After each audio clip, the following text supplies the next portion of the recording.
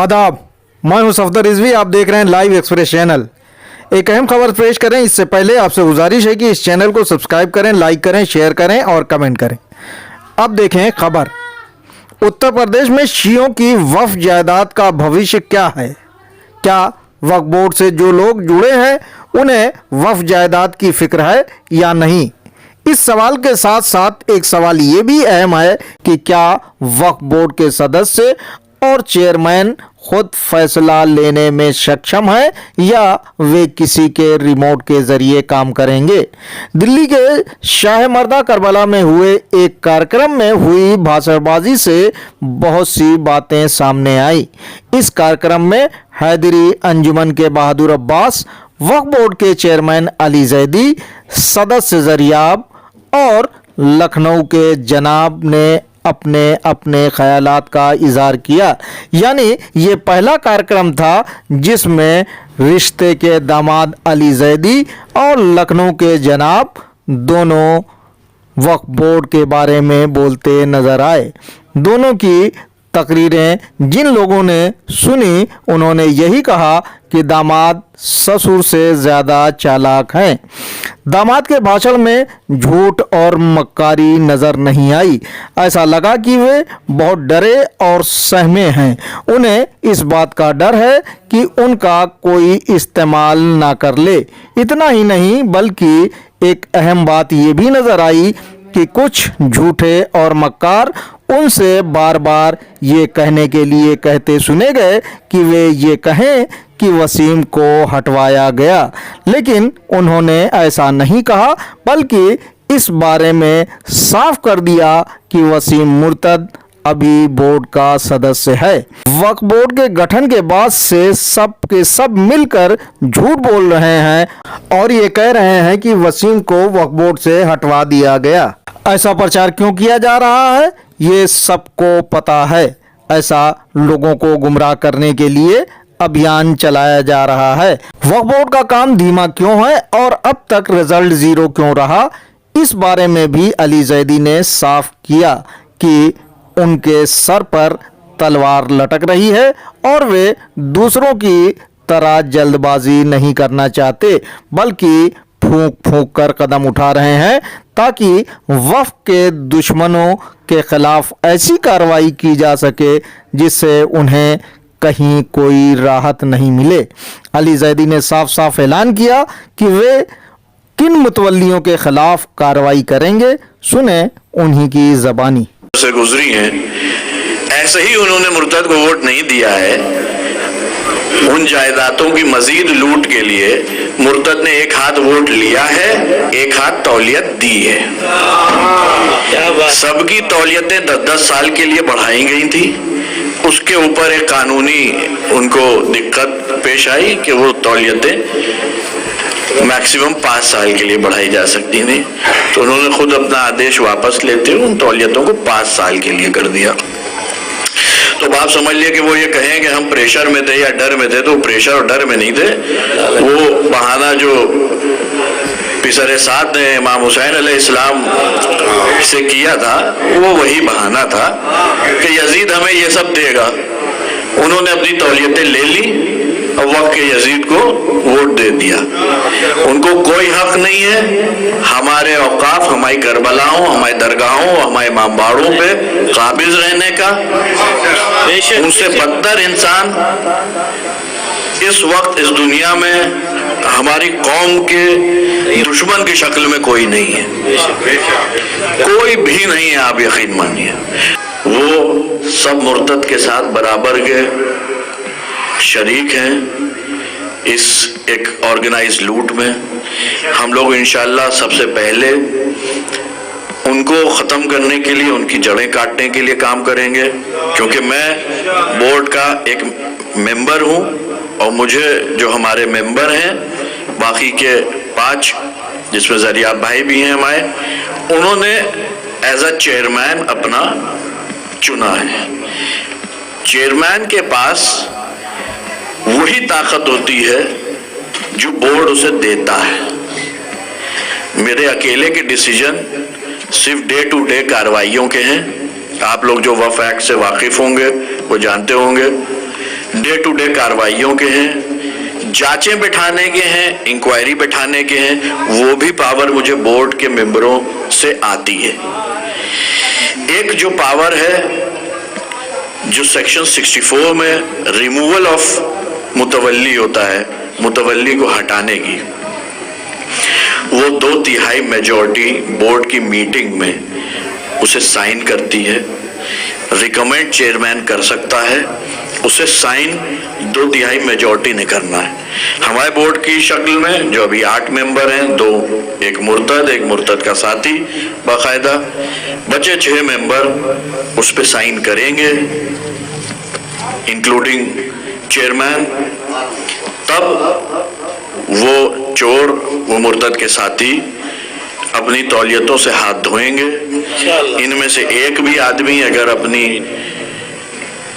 जो ड्यूटी है वो अंजाम देने से पीछे हटेगा तो मेरे हाथ और बोर्ड के हाथ बंधे हुए हैं।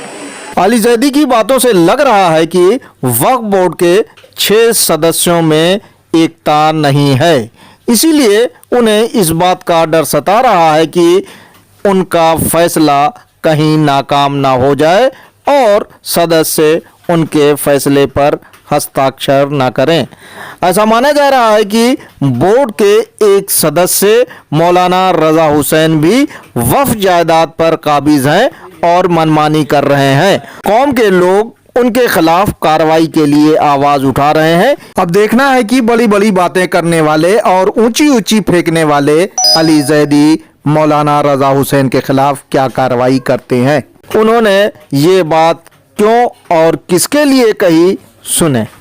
लेकिन मैं ये बताऊं आपको, क्योंकि मैं किसी की भी गलत चीज में शामिल नहीं रहूंगा, इसलिए मैं कम से कम उस चीज को और उस शख्स को एक्सपोज जरूर करूंगा जिसमें कौम हमारी उनका फैसला करे।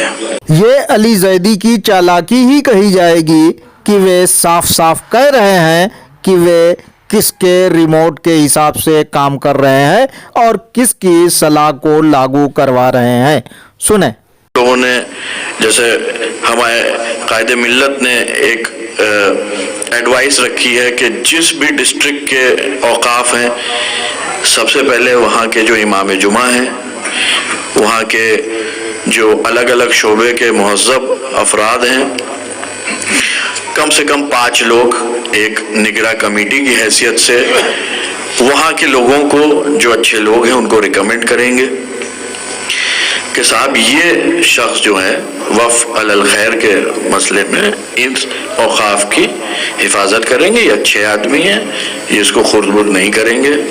क्योंकि मैंने ये जनाब की ये जो एडवाइस थी, हम लोग इस पे अमल करने वाले हैं। हालांकि ससुर ये प्रचार कर रहे हैं कि वसीम मुर्तद ने 5000 से ज्यादा वक्फ जायदाद को नुकसान पहुंचाया है, लेकिन अली जैदी इसे सही नहीं मानते, इसीलिए वे कह रहे हैं कि वे पता लगवा रहे हैं कि वसीम ने क्या क्या नुकसान पहुंचाया है, सुने। वो हमारे बोर्ड में मेंबर की हैसियत से है। 3-4 जो नॉन वफ हैं, बड़े वफ उस पर काबिज है एज अ मुतवल्ली, उनकी ज़मीनों को खुर्द-बुर्द कर चुका है। कई ऐसे औकाफ हैं जो अभी हमें पता नहीं चले, हम ढूंढ रहे हैं कि जिनमें वो मुतवल्ली बना बैठा होगा, हमें पता नहीं है। उनकी जायदादें कहीं होंगी जिनको वो बेच चुका होगा और बेचने की फिराक में होगा। हम लोग उसके ऊपर काम कर रहे हैं, हम उसकी तफ्तीश कर रहे हैं, हम उसे ढूंढ रहे हैं ऐसी चीज़ों को। हम इनकी बदउनवानियों के चलते इन दोनों मुर्तदों को, जो ये मुतवल्ली कोटे से हमारे बोर्ड में आए हैं, हम एज अ मुतवल्ली इनको हटाएंगे। अली जैदी सियासी हालात से कितने डरे हैं और मौलाना रजा हुसैन के बारे में बिना नाम लिए क्या कह रहे हैं, सुनिए। आज सरकार जिस तरह से हमारा बोर्ड बना है, हमारे साथ है, कल सरकार हमारे खिलाफ हो सकती है, कल को तख्ता पलट हो सकता है सरकार का, कल को लोगों की इंटरेस्ट बदल सकते हैं, लोगों के जो मोटिव्स हैं वो बदल सकते हैं। लेकिन हर चीज को एक्सपोज जरूर किया जाएगा, हर आदमी के चेहरे पर से पर्दा जरूर हटाया जाएगा, भले हमारे बीच में बैठा बहुत वाइट कॉलर्ड बन रहा हो, बहुत औकाफ की जमीनों को खुर्द-बुर्द करके उन पे कब्जे करके बड़ा आदमी बन रहा हो, मुझे किसी का डर नहीं है। जिस तरह गिद्ध की नजर छुछड़े पर रहती है, उसी तरह बिल्डर की नजर वक्फ की जमीनों के इस्तेमाल पर टिकी रहती है कि वो उसका किस तरह से इस्तेमाल करे, भले ही वो वाकिफ की मंशा के खिलाफ ही क्यों ना हो। सुने वक्फ की जमीनों पर क्या क्या बनाने का ख्याली पुलाव पका रहे हैं बिल्डर अली जैदी। ये इन नजिस लोगों को हटाने के बाद इंशाअल्लाह अल्लाह ने जिंदगी दी, जिम्मेदारी रही, इख्तिदार रहा, तो फिर इसके कंस्ट्रक्शन का काम शुरू होगा। हमारे जो औकाफ हैं, हमारे जो लैंड बैंक हैं, करोड़ों अरबों रुपए के, इनको जितने अच्छे तरीके से इस्तेमाल किया जा सकता है कौम की फलाह के लिए, कि किसी कोई बेघर नहीं बचेगा। इतनी ज़मीनें और जायदादें हर डिस्ट्रिक्ट में हम लोगों के पास हैं, जहाँ भी हमारी आबादी है।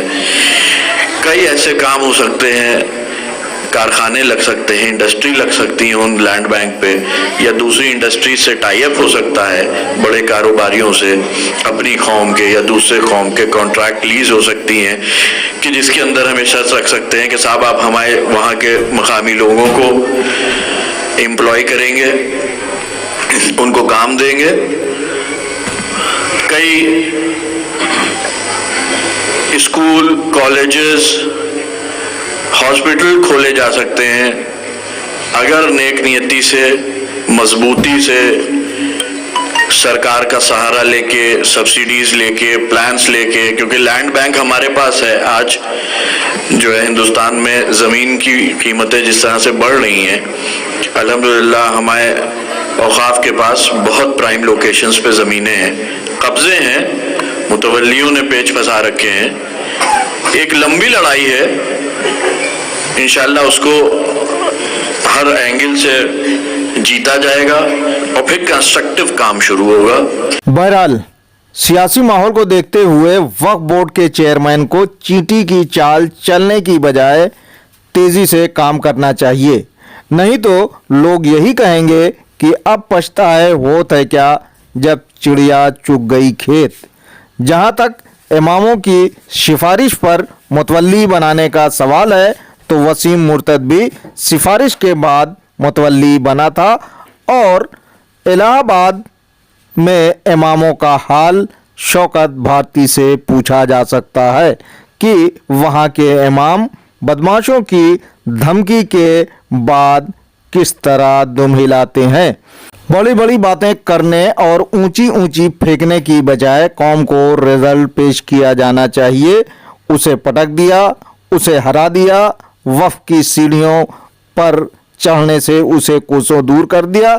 इस तरह की बातें सुनने में कौम की कोई दिलचस्पी नहीं है, क्योंकि लोगों को सब कुछ पता है कि सच्चाई क्या है और झूठ क्या है।